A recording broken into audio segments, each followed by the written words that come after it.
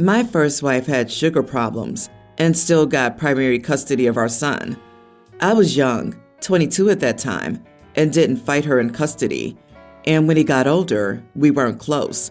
So I felt awkward asking him to live with us. She tried to prevent us from communicating and moved around a lot, so it was always hard to spend time with him until he got his phone. But now I've spent more time with him and we are close. My second wife is hardworking and very financially successful as an engineer. She makes more than me. Our daughter takes after her. She's a straight-A student and is going to be back in school to be a nursing practitioner soon. My wife is angry with me because my daughter and I aren't close. She goes to her mom for everything and doesn't speak to me much. We were close when she was young, but since high school, she pretends I don't exist. I try to reach out, but it's met with silence. My wife poisoned her against me because I've spent most of my money on my son. My wife told my daughter I didn't pay for a cent of college for her, and she did all the savings for her college fund. I didn't contribute to my daughter's college fund. I didn't pay for any piano lessons, etc.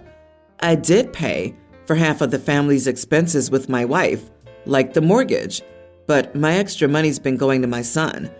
It's partly child support, but I've also been contributing outside of that. He didn't finish school with good enough grades for college. I gave him money to upgrade his grades and helped him get a place to start college. He got 2 semesters in and then left because he was depressed.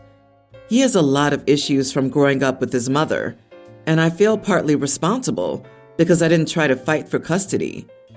I give him money for rent, and he has issues holding down a job, so he needs support. My daughter recently reached out with a schedule for her and her fiance's wedding. It had his and his mom's dance, but not the father-daughter one. I was confused and asked my daughter about that, and she replied, "We aren't close enough for that." I was shocked and asked her why would she consider us not close, and she said, "Well, you disinherited me." I called her and asked her to explain, and she said because her mom paid for college and would be helping her with her NP degree. I didn't give a crap about her after middle school because of my son. I explained everything I said above to her, and she knew most of it before that as well. She said I should have split my funds and time between them.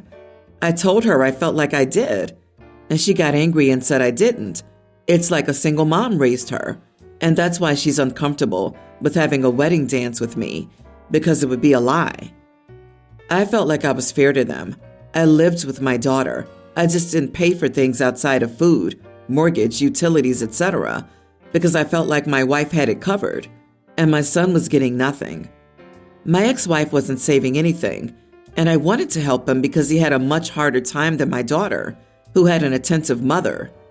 But she felt I was prioritizing my son, and in her words, disinherited her.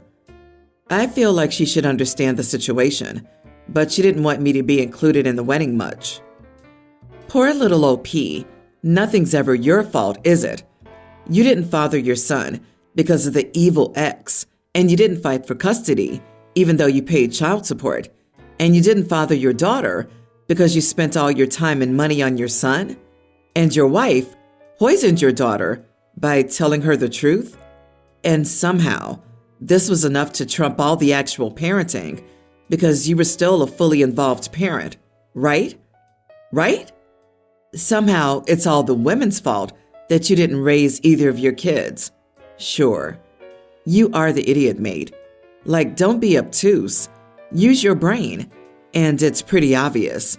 You fell into the very common but still unacceptable trap of ignoring the child you think didn't need you, at least not like your son, and overcompensating with the child you perceive as needing more.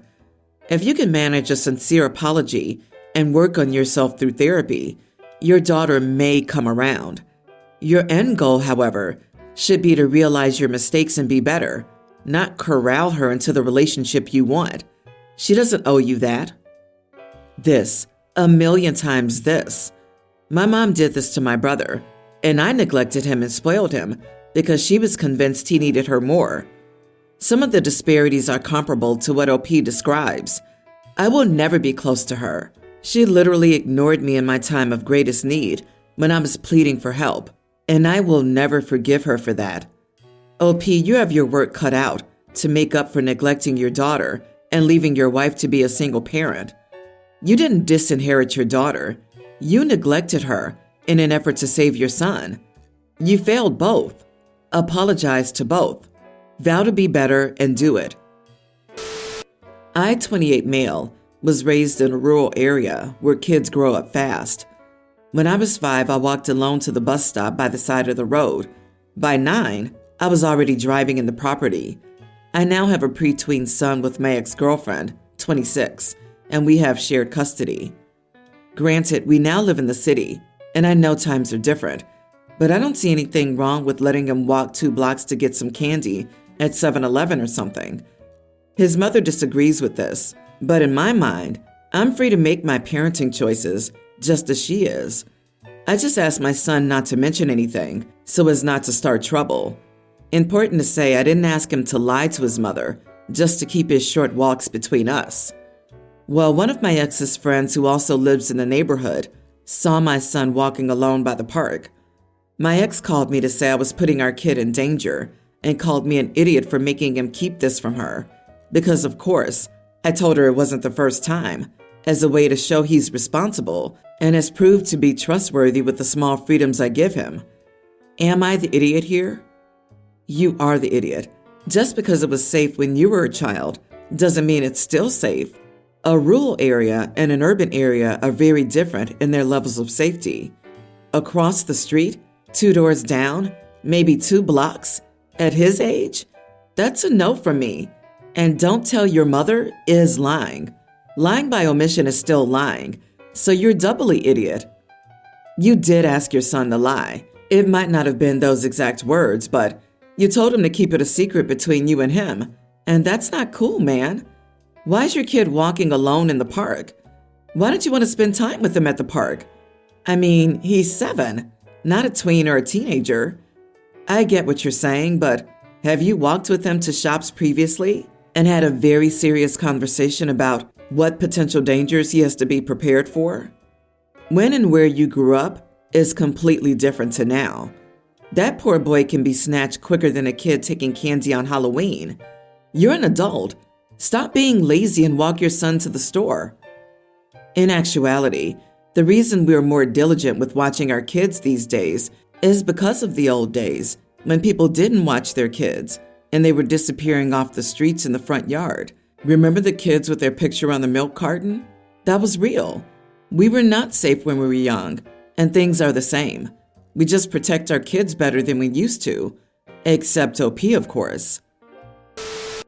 I have a 26-year-old daughter named Ava. We helped her put a down payment on a house, and she's changing things in the home. I've often told her to hire a professional if it's not a DIY project. I've had to fix so many of her projects, and I put my foot down, telling her I will not help her from now on. Ava mentioned changing the tile in the bathroom, and I told her she should hire someone for that if she isn't using stick-on tile. Well, she tried to do it on her own, and she made a huge mess of the bathroom. She called me up and asked if I could fix this. I told her, I told you so. We've done this dance too often, and she needs to hire someone to fix it. She told me it would cost her thousands to fix, and I could do it. I told her no again, and she called me a jerk. Now she has a messed up bathroom since she needs to save up for someone to fix it, and she thinks I'm a jerk. Am I the idiot for telling my daughter I told you so, and I am not fixing it? Not the idiot. She's happy to take your money and your DIY skills, but would prefer that you keep your advice to yourself? Ugh! She messes up, and then you get a call? Weaponized incompetence. She knew she couldn't do it, but if she messed up badly enough, Daddy would come to save the day. Princess is being dethroned a bit too late in life, but late is better than never, I suppose. I agree. OP, are you sure, like really sure, that this is just a freakish amount of cases of her overestimating her capabilities? Is she not banking on the fact that you'll come to her rescue? So, in effect, are you paying for her renovations? It seems that she starts these and screws them up to force you into fixing it for her, because that would still be cheaper than having a pro do it right the first time. Agree entirely. I wouldn't be fixing anything for her.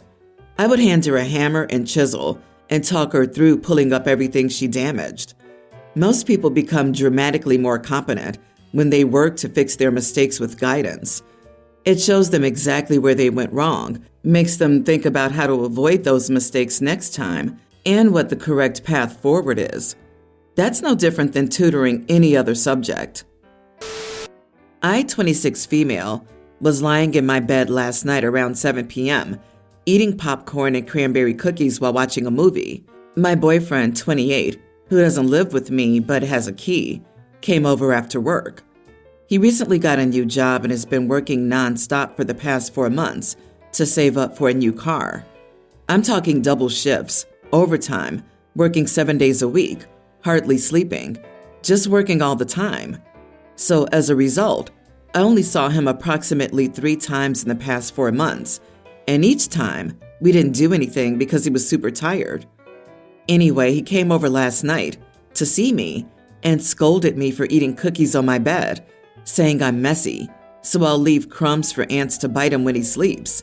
I responded by just staring blankly at him for a couple of seconds. He said, "Oh, I forgot you were on your period." I said, "What? I'm not on my period." He looked confused and pulled out his phone. He said according to his period tracker, which, mind you, I didn't know he had, I was supposed to start my period on the 13th. And by me not being on my period, it means I'm late. I told him that I've been stressed out at work and home life lately, so maybe that's why it's not here yet. He said, "Or maybe you've been having fun with other people while I've been working hard for us." At this point, I'm offended and upset. He then demanded that I take a pregnancy test. I told him that I just don't have pregnancy tests lying around. He said, "Okay," and left. I tried calling him, no answer. He returns 10 minutes later with a pregnancy test from the pharmacy up the street. I was appalled. My jaw is still on the floor. I told him that I wasn't pregnant because I hadn't done anything to get pregnant, and I was not taking a pregnancy test, and that if he didn't trust me when I've done nothing wrong, he needs to figure out why. He said that if I can't take a pregnancy test, that just proves I have something to hide. I asked him politely to leave, and he did. I thought that was the end of it, but this morning I woke up to a bunch of messages from him, his best friend, and his sister, all calling me horrible names for cheating on him. In one of the messages, he calls me an idiot for not taking the test to please his mind. I haven't responded yet because it's 6:38 a.m., and I don't know what to say. Am I the idiot? So he reprimands you like a child for eating food in your bed. He brings up your period and whips out a period tracker that he's using without your knowledge, accuses you of cheating, tries to force you to take a test for his benefit, and then gets multiple members of his family involved, telling them that you're cheating, and gets them to berate you into doing what he tells you to do because he wants it. Girl, this man is a controlling, abusive idiot. Run now, because this will not get any better. Trust me. Is this the kind of person you want in your life?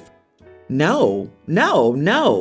You are not the idiot, but dump this guy. I wonder if he thinks the earth is cheating on him when his weather app is incorrect. OP, change the locks of your house and dump the crazy guy. This is not a person you want to be in a relationship with. This is a major red flag. He's controlling and ignorant at the very least. Getting people to harass and berate you is very alarming. He's trying to manipulate you into thinking this is okay. Probably gave an exaggerated story to them to make you look like the bad guy. But I would have taken the test and dumped him. See? Not pregnant, as I told you. Since you clearly don't trust me, I have no reason or interest in continuing this relationship. I suggest you read a book and research before you get with your next girlfriend. Bye. And then block on everything. I'm male 32 and my wife 30 have been married for 5 years and are expecting our first child. She's in her 6th month of pregnancy. She has a very tomboyish style, wearing only loose t-shirts, jeans, sneakers, and caps. She never uses makeup, dresses, heels, or accessories. I don't mind this because it's her personality, and I respect that. However, next weekend we're attending my younger sister's wedding. It's a formal and elegant event, and I know my family will judge my wife for her style. They're very conservative and traditional, expecting women to dress femininely and appropriately. I don't want them to talk behind her back or cause any embarrassment. So I asked my wife to dress more femininely for the wedding. I suggested she wear a nice dress that complements her belly, comfortable yet stylish shoes, and maybe some makeup and earrings. I told her she'd look beautiful like that, and it would be a special occasion for both of us. She got angry with me. She said I was trying to change who she was, and that I didn't accept her as she was. She said I was shallow, and should care more about her than other people's opinions. She said she would wear what she wanted, and if anyone had a problem with it, they could go kick rocks. I was disappointed with her reaction. I wasn't trying to change who she was. I just wanted her to feel good and fit in at the event. I don't think I asked for too much. I just wanted her to make a small effort for me and my family. Now she's not talking to me, and I don't know what to do. I don't want to cause problems between them, but I also don't want to hurt anyone. Am I the idiot? Edit. For the wedding, she'll wear a black pantsuit, a white shirt, Oxford shoes, a bow tie, and a flower brooch. Imagine saying to a pregnant woman, "You're not feminine enough." Is being pregnant on its own not feminine? Why not defend your wife if your family decides to judge her or talk about her behind her back? I don't want to hurt anyone. You already did that by telling your wife that even though her planned outfit meets the dress code, you don't like it. You absolutely mind what she wears and use the entire story to double down on why you should have a say in what she wears. He's not worried about her comfort at all. He hasn't mentioned how her pregnancy's going or how she's feeling, but he's also preoccupied by how she'll look to his family, who's already judging her. I hope she decides to just stay in and rest on the day of. Let's see how comfortable yet stylish he looks at the wedding without a wife. Maybe instead of policing your pregnant wife's clothing, you could police your family's secret snark talk. You said what she's wearing is appropriate, but not ideal. Get over it. Do you make her pretend to be another woman every time there's a family event? You are the idiot, dude. It's time to start valuing your wife above judgy witches. Yeah, at 6 months of pregnancy, I wear whatever I want to make myself comfortable. Do you and your family have a problem with that? Great. I'll just stay home and relax on the couch instead of making an effort to socialize with your family with my watermelon-sized stomach, back pain, and swollen feet. You seem to care more about your judgmental, snobby family than your pregnant wife. Gross. Do better.